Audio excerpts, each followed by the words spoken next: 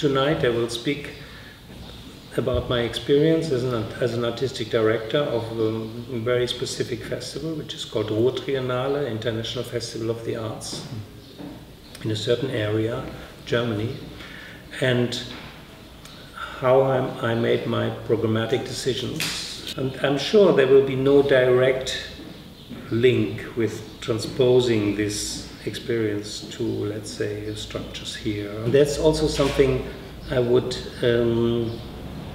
elaborate or would express further on, that the conditions under which the experimental performing or music scene here are working are probably very difficult and poor and improvised, but also those are moments in which the freedom to really to do what you want to do has the biggest range. Yeah? Because I see from a very critical point of view towards the institutionalized art forms, because they limit your possibilities to decide what to do very much. And what I'm saying is just that these institutions, they don't do what the artist wants with its art form.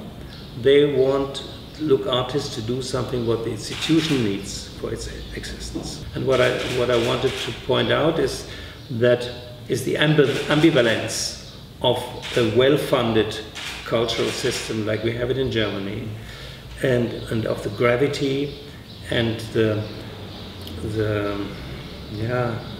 slowing down the development of the art form by an institutionalized systems. That's only what I can say. Yeah. For example, the music of American composers like Philip Glass, or Steve Reich, or other composers of the 60s, 70s, 80s. It was created because they had no access to a real orchestra. That's why I personally think that the visual arts, for example, which doesn't need such an orchestra or theater, because they can work something in the atelier.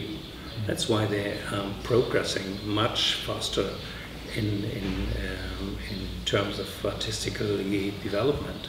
We just had this morning introduction in certain movements here in downtown, and they reminded me of my time when I was when I was also part of this movement, squatting houses in Frankfurt, and that was not a good time for the art, because the left-wing movement, which came up in '68, they didn't support experimental music or anything experimental. They rather had the idea to be social, communicable.